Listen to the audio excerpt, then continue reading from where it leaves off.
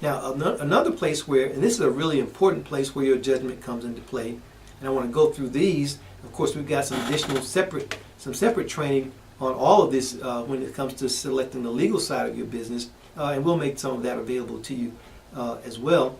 But your judgment comes into play even when you start your business, or even before you've actually started your business. And the legal structure of your business says a lot about your judgment too, because you want to make sure that certain things happen in your business. And basically there are five, and sometimes six, but I say basically five basic structures for legal structures for a business.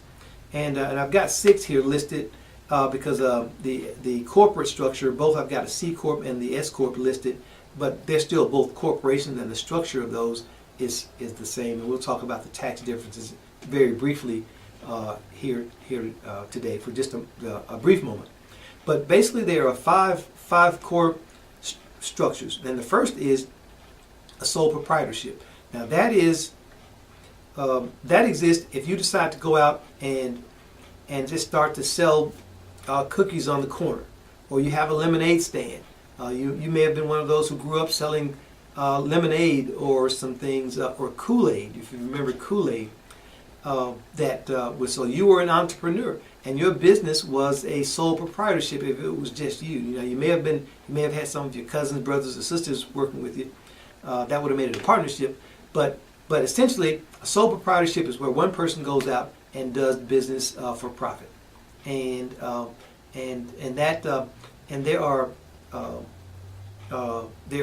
benefits to that, and we'll talk about some of those in a moment too. But the point to remember is, and I'm going to go to the next slide and just kind of tell you that there's 2 points to remember for just about any business.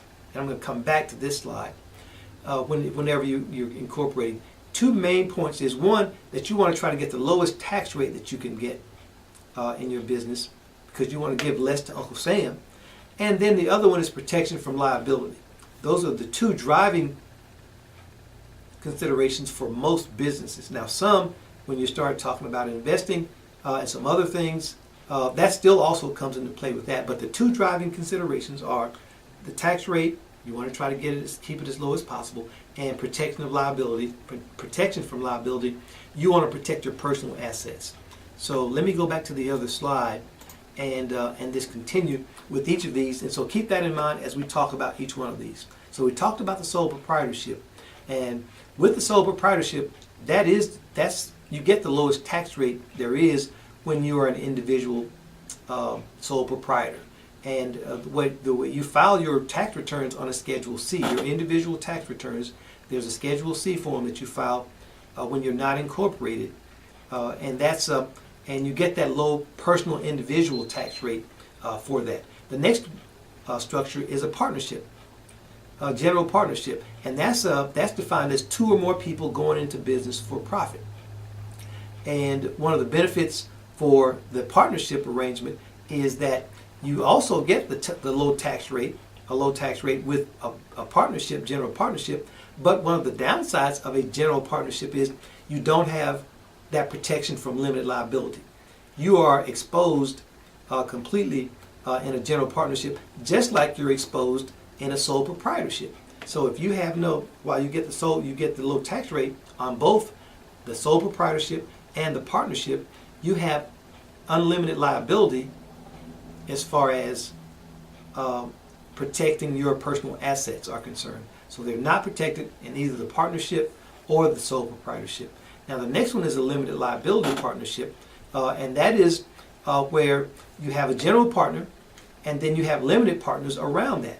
And the limited partners, their liability in terms of protection from their personal assets is limited to what they put in the business. Now when you have a general partner, that general partner has full liability on that. And I'm going to give you a couple of examples after we go through this so you can see it a little more clearly, because I know I'm going very fast with these, and I'll try to explain it a little bit more in later slides that I'm sure you'll be able to grasp it at that point. So that's the limited liability partnership. Now you also have what's called a LLC, limited liability company, and that's gotten to be extremely popular in recent years. because what that does, it gives you a low tax rate, and it also protects you from individual liability or personal liability. And that's why you see LLC at the end of a lot of companies these days, because of that low tax rate that you get. It's called a pass-through entity, and which means that the taxes that you pay on the income that's received passes through that entity and comes to you, and you get that lower tax rate with that. That's generally how it works. And then you get the same protection that you would have from your having to expose your personal assets from liability, just like you would do in what the next one on the slide here is the C corporation or the C corp, where you do have protection from liability because the owners own stock in the company. But and so your exposure is limited to whatever you've invested in the company. But you do with the C corp, you're taxed at the highest rate on that. So you have a very high tax rate, or considerably higher than you do with the LLC or the partnership or with the sole proprietorship on that. And but the benefit of the C corp, the corporation, or I call it the regular corporation, is that